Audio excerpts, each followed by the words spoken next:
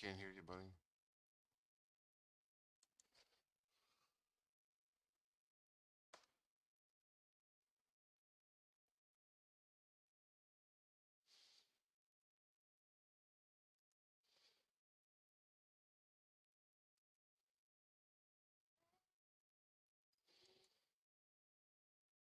I can't hear you.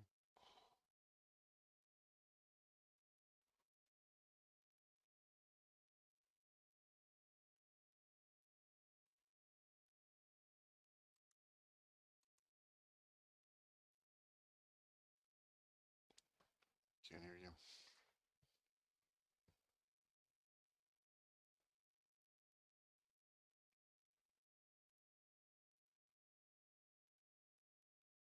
Hello? All Hello? right, guys, we're going to sort this out and we'll be right on back. I can hear you now. Oh, you can? Yeah, I couldn't hear you for the first 2 minutes. Oh, well. We're terribly sorry for all that horseshit you had to suffer through. You know, these podcasts, sometimes you just run into these little jams and there's not much you can do about it. But we're here. Larry's a little rambunctious. You might hear him get a little crazy. Autumn Smith checks in. Thank you for letting us know that you can hear us. That's Good. always key. And thanks for watching. So we got an interesting show this week. I got to move quickly today because we are basically, if you've been following along at home, I am about, let's see, almost a week away from skipping town. I'll be heading down south to shoot my next movie. I'll be leaving on I think Wednesday. Tuesday's my last day in town, so these next handful of days are just wild and crazy. And it's all good, man. It's all kind of fun stuff. It's all for the betterment of the film. I got to jump on a call with my team yesterday for the first time. Like my whole squad, all the department heads, my producer, and just kind of go over the whole schedule yesterday, which was really nice. And I love kind of just starting to visualize this movie coming together. But as great as and fun as these big days are, I mean, that call was this is no bullshit, guys. For people that like really want to know, and this is what I think is great about And Action Filmmaking Podcast. Like you get to hear like the inner kind of stuff that you just wouldn't normally know about, and you kind of maybe you see it on like a DVD extra. But yesterday from 9 a.m. to no bullshit about 6:30 p.m. I'm just constantly on either a phone call or a Zoom call talking about this movie. Just Right. talking about it. Just having various discussions with various department heads, with my lead actor, with my producers. Just kind of, it's a real cerebral part of the game where you're kind of just conceiving everything and whew, you got to and here's the thing, you gotta stay excited the whole time, you don't wanna dip in your level of excitement, you wanna treat every department head on the individual calls as you're as excited as ever, lots going on, we're gonna get into this quick today. Um, Mike, today well, one more quick story, this is kind of interesting, and I'm proud of myself, guys, and I'm not saying this to, like, gloat or anything, but I was actually offered a part in a movie that would be shooting tonight, Great. uh and I turned it down, Mike, you Wow. know?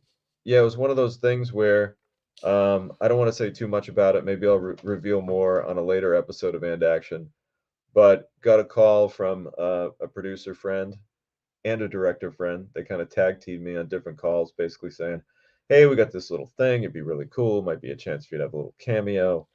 We're gonna send you the scenes later." Now, meanwhile, I'm just, like, in the middle, like, the bullets are flying on my day, calls with stunt coordinators, production designers, extras casting, everything is going on. And I'm just kind of like, it just seemed like so much dumped on Yeah. me in that moment. And like the last minute nature of it, um, the fact that I would have to kind of scramble out of here. One of my best friends in the whole world, shout out to Aaron Brissett. It's his birthday tonight. Happy birthday, shout out to him. And, already had plans to go out with him, Won't see him for a while, you know, once I take off. So it's just one of those things where I said to myself, all right, I'm gonna wait to get the pages. I'm gonna look at the scene. Let me see what the scene looks like. So I kind of forgot about it, and the whole day went on. I did all my calls, and then as we're going, I, you know, look at my email, and sure enough, oh hey, sorry, you know, sent this a little late. Just send this now. Here's the scene. Scenes, you know, whatever, 12, 13, and 14. And I read it, Mike, and I'm just like, and listen, and this is just a personal taste thing, but like the character itself, like, was just like kind of an abusive guy. He was in a scene where like he was, yeah, kind of a little abusive towards a woman, and it was just a quick in and out kind of scene. It was one of those things where I just said to myself, like, it's one thing to play an abusive character if it's like part of an entire story arc and it's there and there's a reason for it. For me to just come in and kind of like just be abusive in one quick scene and then be out, I was just like, you know, this isn't really for me right now. And I felt good, man. You know, like there were times in my life when I would have done anything that anyone had ever asked me. And it just feels good to be in a spot where like I kind of can make a critical decision and be like, you know what?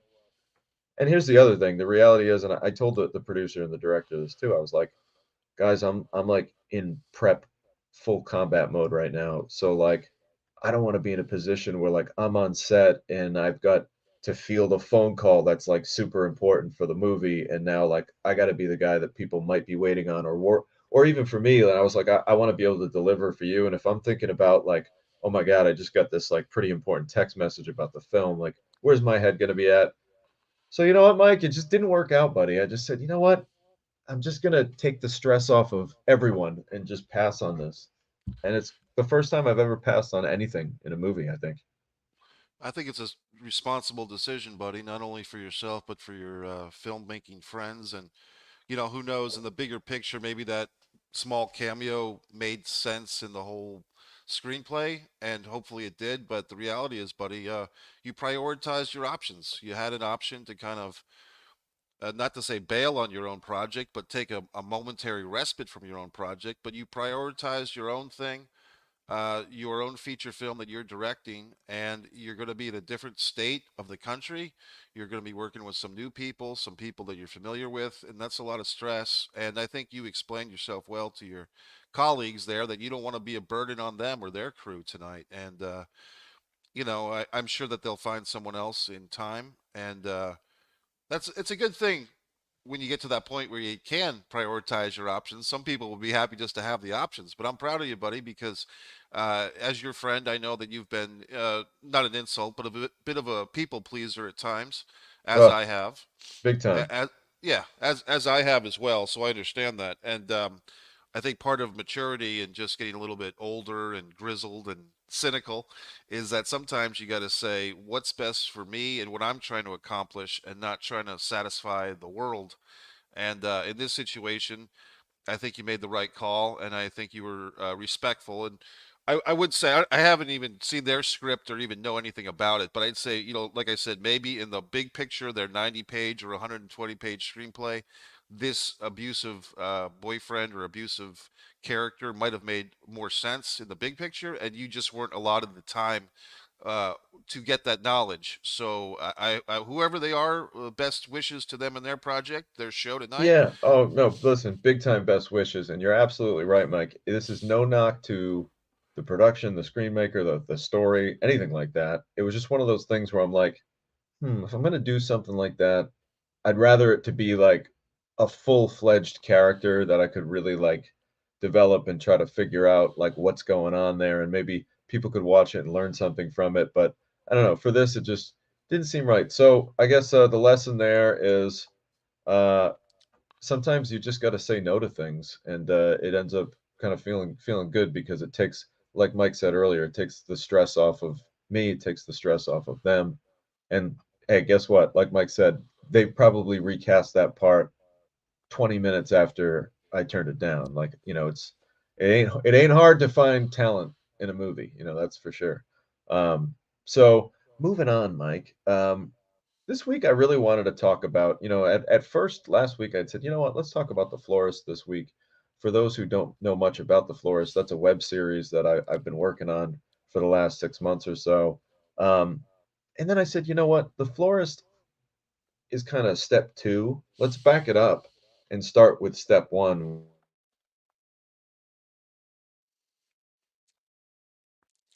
I lost Tommy there. I'm not sure if people can hear Tommy. I don't know if his Wi-Fi went out, but here we go. Go ahead, Tommy. Am I back? You are. Yeah, go ahead. All right. Sorry about that. So yeah, basically, guys, Florist is a show that I created with Glenn Ciano that we shot a pilot episode for. And it's one of those things where I said to myself, hey, you know what? We really want to take our time with this. We don't want to rush it out. Yes, it's kind of a web series, but at the same time, I wanted to have production value as if it was on a major network. So we've been really taking our time in the editing room. We've been developing it, and it's looking really great now. And we've been discussing strategies on how to put this out. So I said to myself, you know what? Patreon has just been exploding in the last 4 or 5 years. Uh, Myself personally, I would say one of my number one forms of entertainment. Here's a little Tommy DiNucci fact. One of my number one forms of entertainment is I listen to a podcast network, and so does Mike. It's one of our little things that we kind of book club talk about. We listen to a pro wrestling podcast network on Patreon, and each week I'm able to get access to literally like a dozen new podcasts every week. And it's constant entertainment. It's my kind of late night background noise. I like to kind of just shut my brain off and listen about vintage wrestling. I know I'm a really fucking exciting guy. So I paid $20 a month for this Patreon service. That's more than Netflix. Right. That's more than, a lot of the big streaming platforms. But you know what? The reality is, it's probably one of my number one forms of entertainment. If you were to log, like, what does Tommy do when he's chilling out by himself? He's like, he's probably going to be listening to a wrestling podcast. So it's one of those things where, like, it's worth it to me, you know? So long story short, this this it's called ad free shows. That's our I'm plugging ad free shows for free here, guys. You're For free, welcome. yeah. But Mike and I are kind of addicted to this thing. And it got me thinking, like, hey, you know what? Why doesn't this platform lend itself to content creators, filmmakers, Why can't I make a Patreon platform to be like my own network for my own content? Sure. Almost like my own little NBC or Fox or whatever you want to call it, where I can have all these different programs on my Patreon channel, and hopefully people that are fans of my work, that like the kind of content that I create, you know, for a low, low monthly rate, literally the price of a cup of coffee.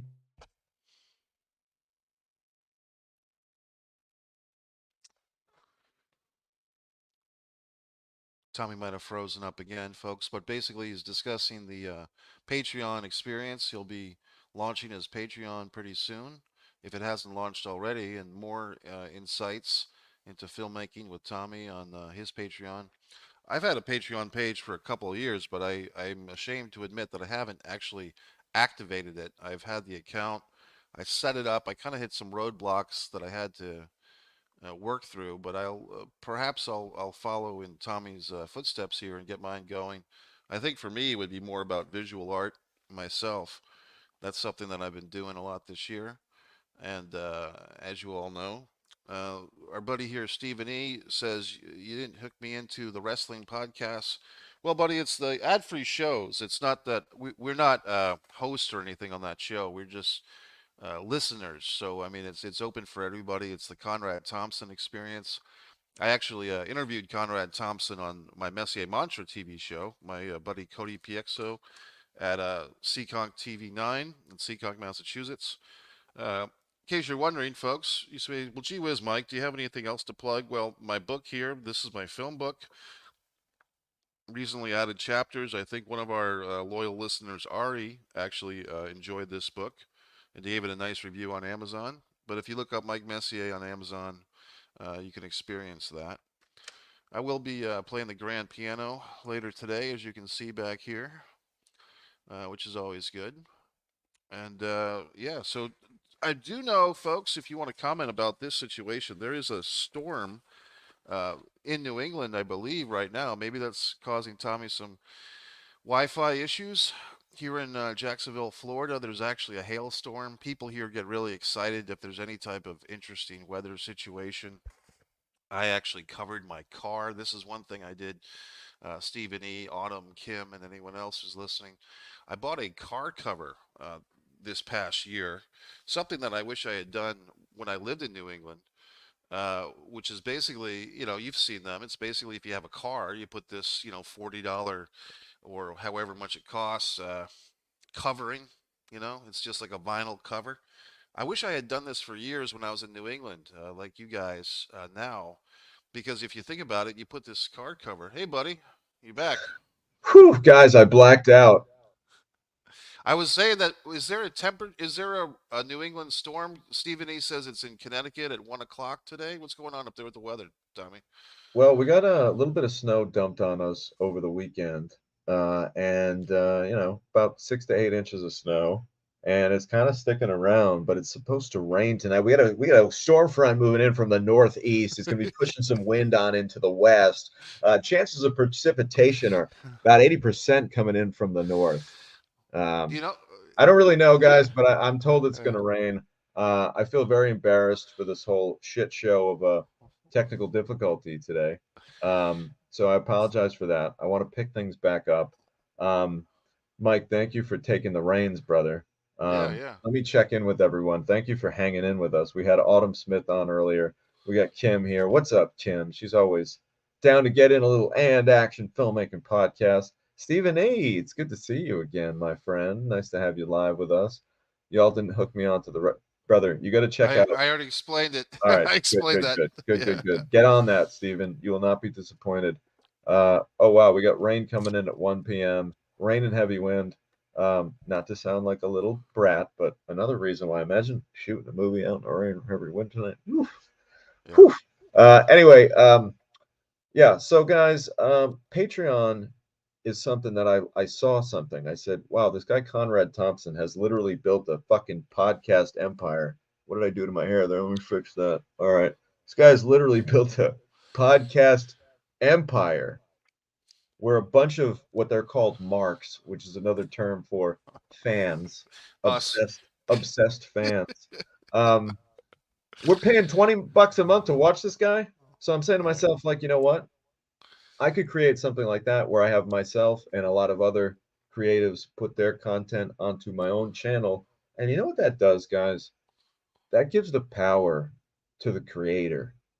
That gives the control to the creatives. And let me tell you something, I've been doing this for a long time. And when the control is away from the creatives, that's when things get a little cagey. That's when the product starts to suffer a little bit. And I got to say, listen, I've done well on some deals. I really have. I'm very fortunate with that. But the reality is, and you can ask any filmmaker this, and I've said this on the show before, all these back end deals that people talk about, some of them are real. And yes, you'll get some residuals coming in. But a lot of it's like a crapshoot.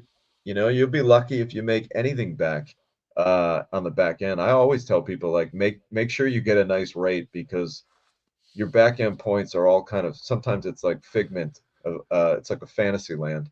That said, what's nice about platforms like Patreon, the creatives get the money for the programs that they make right off the bat. It doesn't get filtered through foreign sales distributors. It doesn't get filtered through all these other reps, all these other suits, if you will, that kind of come in and take their piece of the pie.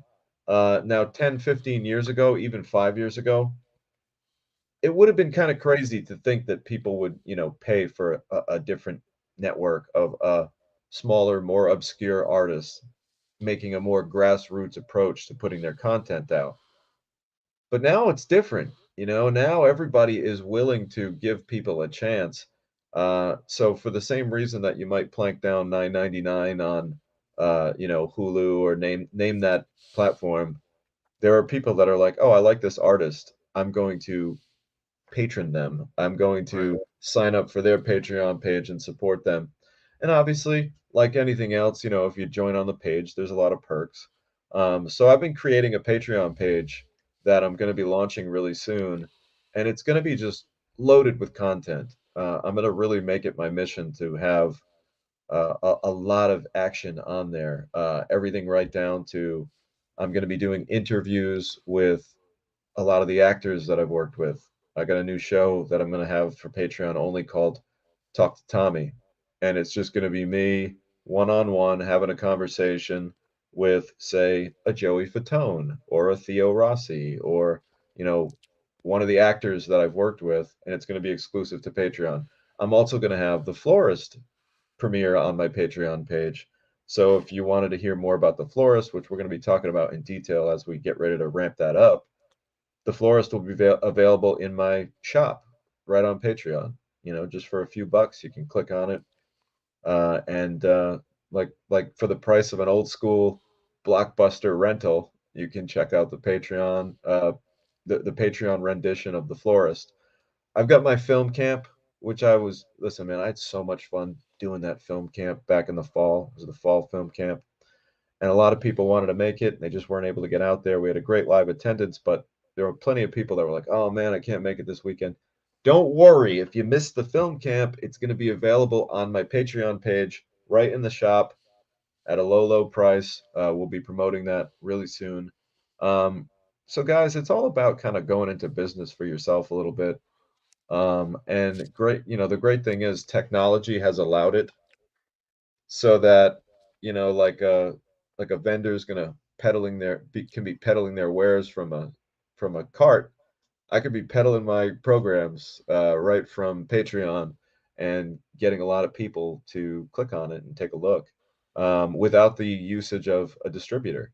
Now, the one thing that you don't have that you miss out on when you get a distributor, what do you get out of it, right? That's what everyone might ask. Like, well, what's the benefit of having a distributor? Well, the benefit of having a distributor is a couple things. Number one, the distributor is going to already have relationships with various bigger platforms, the real deal, Netflix, whatever, Hulu, all that stuff.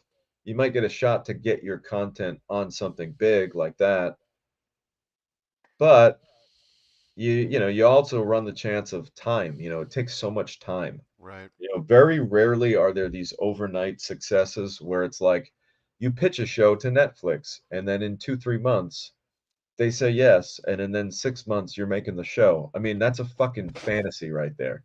This shit takes years to get off the ground. Whereas if you've got your own platform, if you're just creating the platform yourself right on like a Patreon, you can create a show like we did, for example, on The Florist. We were just shooting that 6 months ago, 7 months ago, whatever it was.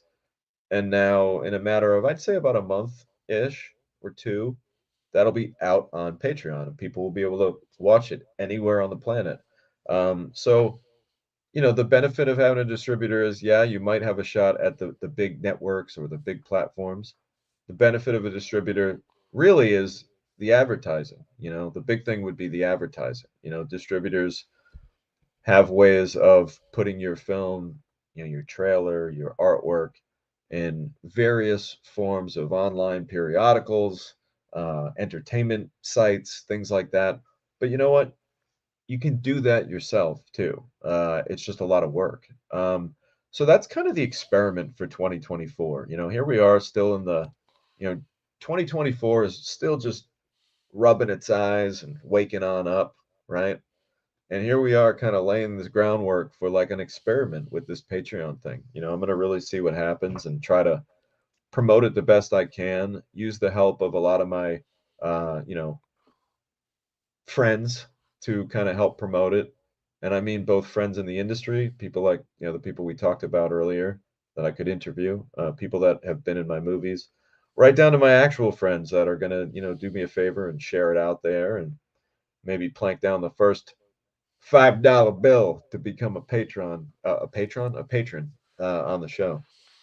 Well, Tommy, that's exciting, and a lot of folks gather an audience from YouTube or social media, Facebook, Instagram, Twitter, and or X, and then they try to get if you get 10% or even 1% of your YouTube social media type following to go to Patreon, then you can make a nice profit, which basically makes it sustainable to keep on going.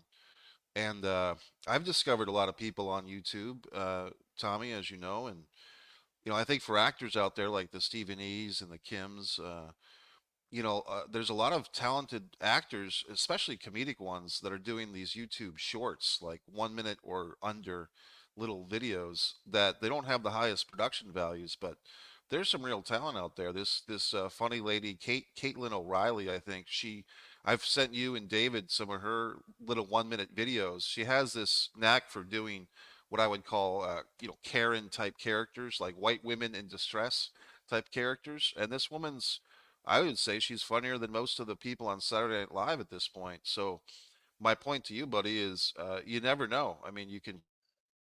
Well, you know what's interesting, Bud, and this is what I love about this time and era of entertainment.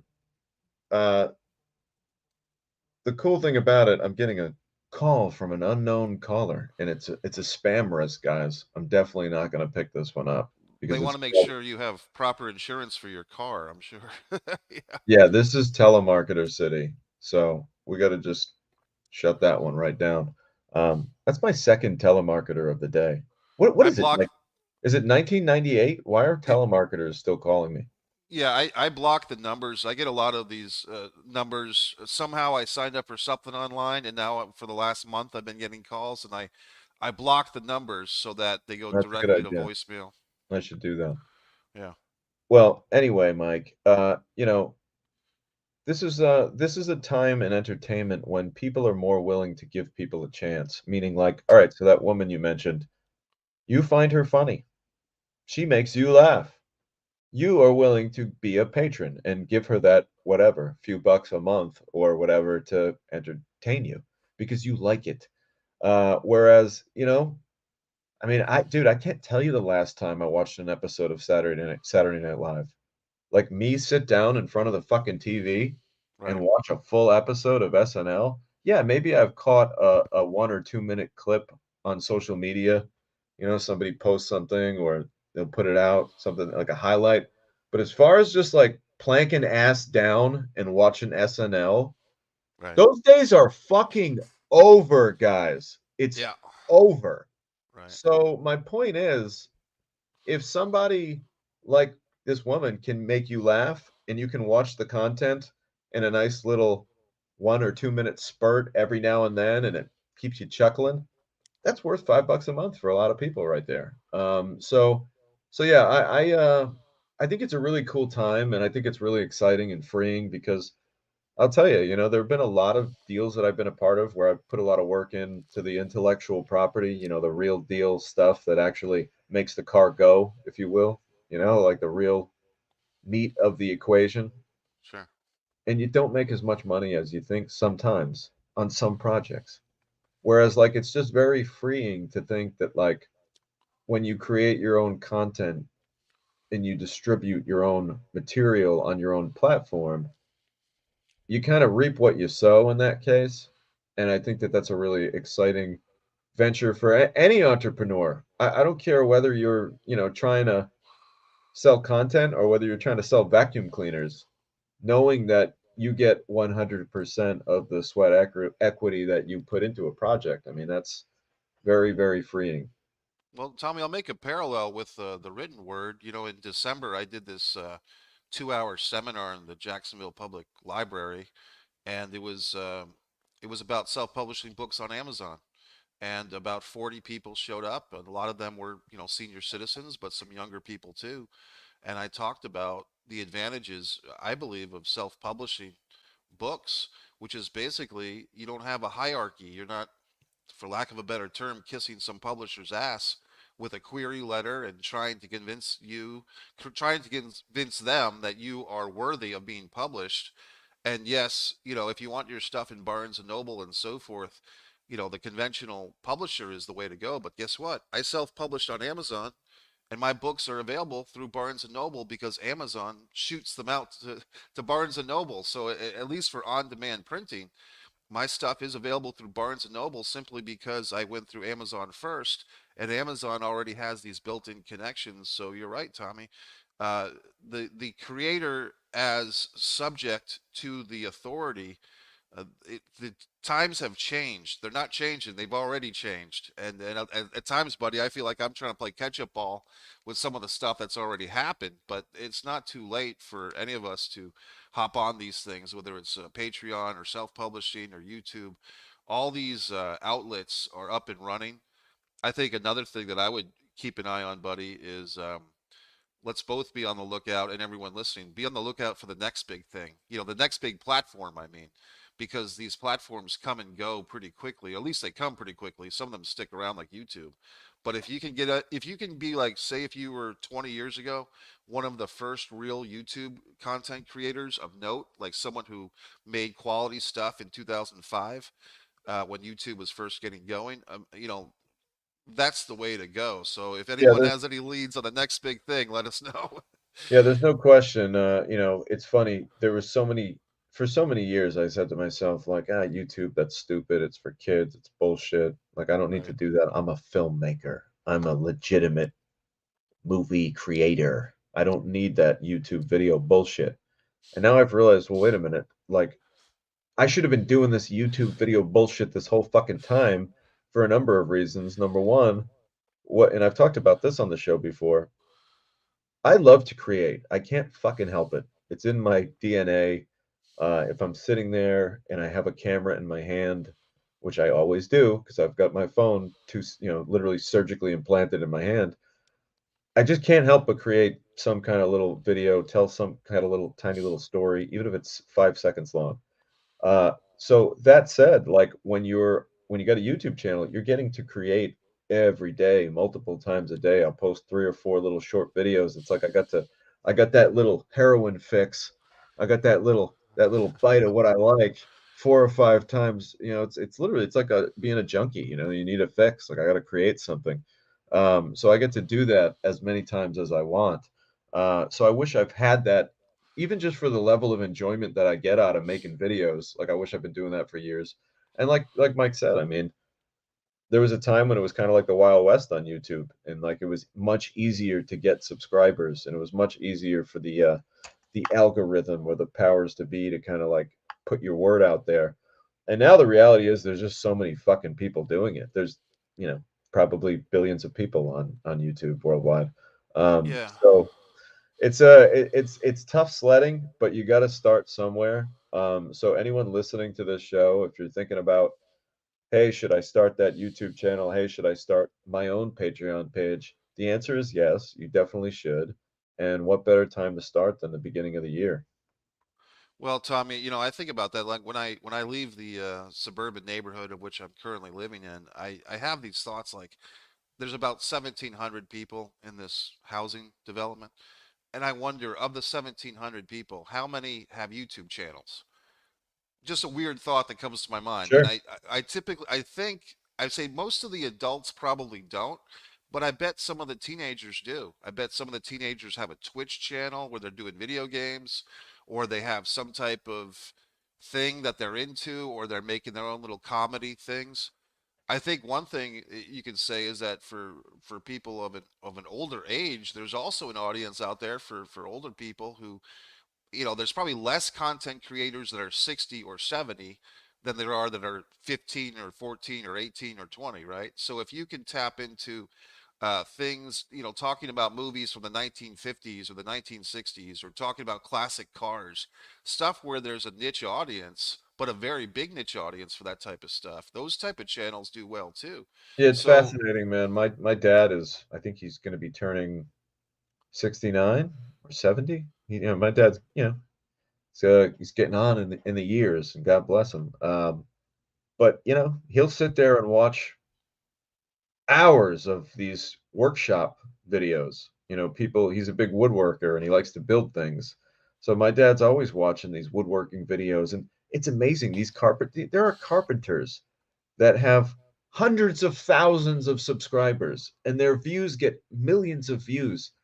And listen, I'm not talking about like TV stars. These are just like regular Joe carpenter guy in the fucking nice little workshop in the garage, and they're making bank on YouTube, just kind of casually showing you how to do various forms of woodworking. So it really is a wild kind of mixed bag of anything you can imagine out there on YouTube. So I'm with Mike. I recommend you get out there and get yourself a channel and start creating some content. Let's check in. Charlie, what's up, brother? Good to see you this week. I love this community that we built up here on And Action. We're going to keep it going in 2024. I did have a question. You know, I said last week and we're going to start using this to give back a little bit. We're going to use And Action as a chance to, uh, share some of our knowledge that we've kind of gathered up.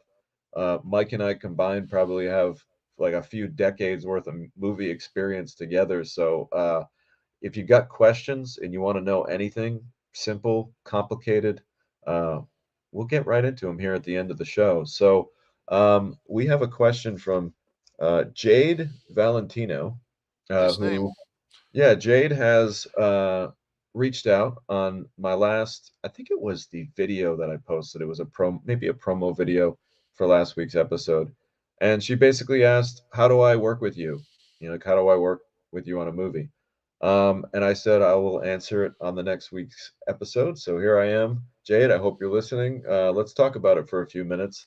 You know, I can answer that. I'm going to give you the short version and the long version. The short version is a lot of times, well, before we got to know what you want to do. Meaning, are you looking to work in front of the camera? Are you looking to work behind the camera? Are you looking to maybe you're like, I don't know. I kind of just want to get a general sense of the whole deal. If that's the question, if you just want to kind of get a general sense of being on a movie set and just decide, like, okay, I just want to know what I kind of gravitate towards. What department? Do I like costumes? Do I like the camera? Do I like sound? Do I like, the art department? Being on a movie set as an intern or a PA, that's a great way to kind of like just figure out like what's what and like what you ultimately want to do because you got to have an end game goal and a vision, you know? So like knowing like, okay, I want to be an actor someday. Okay, well now we back it up. That's different. Now you kind of want to be in front of the camera. I would say oftentimes, I work on at least a couple of um, these kind of thriller movies that we shoot right here in Rhode Island a year. And we're always looking for background actors to get involved and come on and help out and get in these scenes. If you want to be an actor, I would say like start being a background actor. That's how I started, literally just getting that first taste of what it's like to be on a movie set, listen to the kind of how the chain of command works on set, figure out what you have to do. That's a really great way to kind of meet people. And, if you're reliable, one thing that I've learned in the movie business, whether you want to be in front of the camera or behind the camera, reliability is everything. So if there is a post and it's like, hey, we need people here at 8 a.m. and you show up, there's a good chance that you're going to be remembered. And they're like, oh, that person, Jade, she showed up and was on time and was great. So we'd love to have her back, kind of a thing. That happens a lot. There's a lot of continuity in this business. If you're reliable, you're probably going to keep getting work. So that's the long answer. The short answer, back to the short answer, I would say start looking out I posted on my social media sometimes. There's a guy by the name of David Gear. Shout out to David Gear. I mention him a lot. I would become friends with him on Facebook. I will tell him that you are going to friend him I appreciate you checking out the show. So that will be on my end. I will give David Gear a heads up that Jade is going to shoot him a friend request because I know David probably has over 5,000 friends. He's going to have to delete someone to bring you on. And David's also a casting person, and David's, I don't want to say constantly, but I would say like once every couple months, David's looking for people to get involved in projects in front of the camera, and behind the camera too. So really, that's it. I would say be on the lookout. And then the final thing that I'd say to you, and obviously this doesn't directly connect with working with me, But in the meantime, because here's the deal, and I tell people this all the time, like, man, I wish I could give a million people a million jobs. I really do. But the reality is, if I'm lucky on my best year, like on the best fucking year I could humanly have, I'm gonna direct 3 movies. And like that's a big fucking year. So I'm gonna direct 3 movies. That's gonna be a total of, you know, maybe like maybe 15 to 20 actual working weeks on set. So like it's not gonna be that kind of a consistent thing. So I'd say you gotta start making your own content and your own projects and trying to develop your own projects in between the other projects that you try to seek out. So, create some content, do your thing, and I hope this was helpful. But be on the lookout, be reliable, and people will ask you back. Tommy, let me throw something in there. I think in a very general sense for Jade and everybody else, make yourself hireable, make yourself desirable to be hireable. Make yourself someone, and with all these empowering tools, platforms like YouTube, Facebook, Instagram, all this stuff, StreamYard that we're using for this podcast, make yourself known to the point that people are coming to you. Because I mean, Tommy, you know this.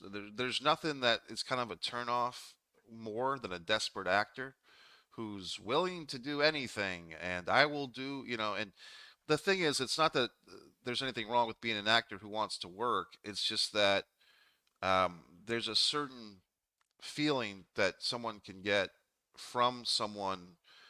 You kind of feel like this person doesn't have discernment, like they would do something ridiculous, or you know what I mean. So it's like, for instance, the story that you told earlier in this podcast about turning down a gig tonight because you're concentrating on your own platform. You kind of hope that people, even when they're first getting started, can still have that mentality of prioritizing their responsibilities and their career stuff, and don't jump through a burning fire just because somebody with an iPhone asked you to. You know what I mean? And Well, I'll and tell we you what, there are definitely plenty of actors that would be willing to jump through a burning fire for a role. And I think what you're saying, Mike, in short, not to cut you off, is like just don't be too much. You know what I mean? Like sometimes it's like it's almost like I'm making this analogy up as I go. I'm completely pulling this out of my ass. But if you had like a really cool guitar, right, and you walked up to a group of strangers and you just started playing it, they might be like, "What the fuck is this guy doing playing his guitar in front of like what do you want, buddy?" right. Whereas if you went off to the corner by yourself on a bench and you started playing that fucking guitar by yourself at a bench under a streetlight, I bet you that group of people would hear you play the guitar and they'd say, "Look at that guy playing the guitar over there. He's really good. Let's go check him out." They might come over to you and listen to you play the guitar because you were just fucking off there playing it on your own. Whereas if you just come up to him and fucking bang out a ripping guitar solo in front of a group of people, they're gonna be, "What the whoa, what are you doing? We're eating ice cream over here. What the fuck do you want?" Whatever. Right. So it's like go make the noise by yourself over there and get people to come over to you and listen. Does that make sense? Or am I Yeah. pulling it out of my Uh, ass? well, I watched something on YouTube yesterday where a video was showing these protesters were blocking traffic. In the United States, they're basically standing in front of cars, and a guy in his vehicle is screaming at these people, "I got to go pick up my daughter from school." So if you're trying to protest something and you're blocking a guy from picking up his daughter at school, he's not going to listen to what you're protesting about. He's going to get out of his vehicle and shove you because his priority is his daughter. So in your analogy, Tommy, what I'm saying is the guitarist who's basically jamming his guitar licks in somebody's face. What if they're discussing the funeral plans for their loved one? Like what if this people that he thinks he's going to blow them away because he's the next Stephen Vai or Jimmy Lee, whoever, Jimmy Lee Vaughn or Sammy Lee Vaughn Stevie or Ray whatever, Vaughan. You Stevie Ray probably Vaughan, Jimmy Page and Stevie Ray Vaughan, but that's okay. right? But he's Yeah, yeah, your you, time yeah, I think what you're saying, Mike, is your timing might be off. Whereas if you you just never, go yeah, do it on your own, you know that the timing will be right because 'cause they'll come to you. See, here's the thing, guys, not to talk too much like I just, got, the secret tattooed on my back, uh, but, if you vibrate at a high enough frequency, people will come to you. If you relax more, things will start to happen. Nobody likes anything forced. Anything that you try to force, it's never gonna fucking happen. In fact, you're gonna start repelling people. So don't force it. Just go and be. And you know what the nice thing about social media is? You can just go and be. And like people don't have to watch your video. They can click on it if they want to. But if you go and be and you go do your thing and you're putting out really cool content, you seem like you're producing that video, you're writing that script, you're doing whatever, and you're doing your own thing and you're not jamming it down people's throats, people are gonna notice you a little bit more. You're gonna vibrate a little bit higher. Guys, I gotta start to wrap things up, but I just wanted to go over a couple of things. Happy birthday shout out to Robert Marsala. Oh yeah, great guy, I great know actor. he's a friend of yours, Mike. He's a friend of mine. Great Yep. actor, great stuntman. Has watched the show before, so happy birthday to you, Robert. We're gonna swig a sip of water for you on your birthday today. The gift without a card is for me, Robert. Yeah, that one's mine. And also, I just wanted to talk a little bit about next week. Next week, Tuesday is my last day in town. I want to try to do a show, but things might get fucking crazy.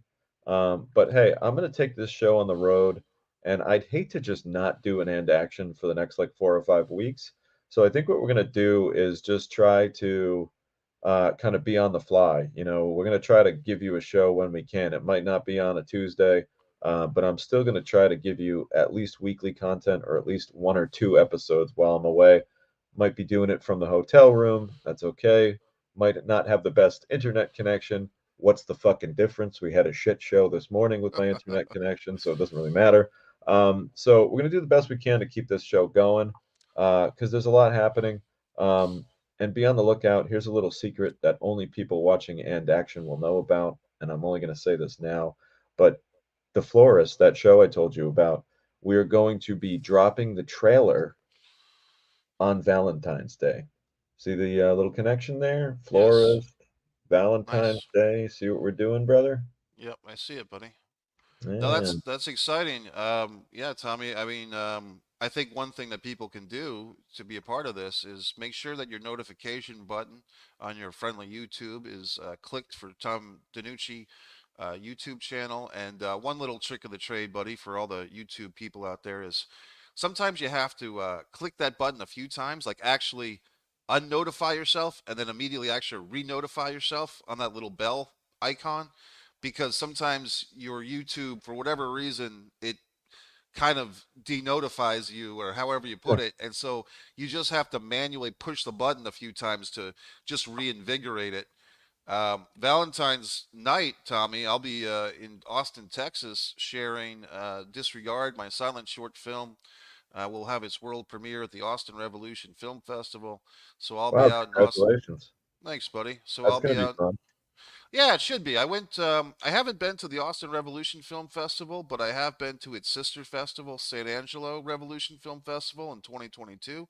So Austin Film Festival has been very good to me. They accepted Fighter Play Basketball a few years. That was the pandemic year, so it was hard for me to get out there. They did award San Angelo Revolution gave Also Ran its best screenplay. My screenplay also ran. So I really felt like, man, I got to get out to these guys again because they're doing a lot for me, you know, as far as the awards and accepting my projects. So I will be making the trek, brother. I will be driving down the Panhandle Wow. for, to Austin, Texas, starting. I think I'm going to go right after the Super Bowl. I think the Super Bowl is going to happen. I'll watch it at home, and then I think I'll drive overnight and get to Austin, Texas for February 14th. Well, that's all very exciting, Mike. We'll be documenting your journey. Looks like we'll both be on the road, taking the show on the road, which is always kind of fun. We're going to report as we go. Real quick, Charlie says, believe in yourself and send it out and produce. Absolutely. Get it out there. Get it out of your brain and get it into the world. Yes, Charlie, says Stephen E. Awesome. Kim says, have a great shoot, Tommy. Thank you so much, Kim. Happy birthday, Robert. Be safe, Mike. Be safe, Thanks, Tommy. buddy. Yes, we will, Stephen, and we'll be hopefully giving you some play-by-play from the road with a little road trip edition, a little away game edition of And Action. But hopefully we can check in with you right from here next week with our little sign-off show before Mike and I go on these crazy adventures. Thank you so much for dealing with the technical difficulties. If you haven't already, please click that subscribe button for me. It really means the world. Hit it on my YouTube channel. Lots of fun content will be coming out from my journeys on the road. Thanks, guys. Have a great week. We'll see you real soon.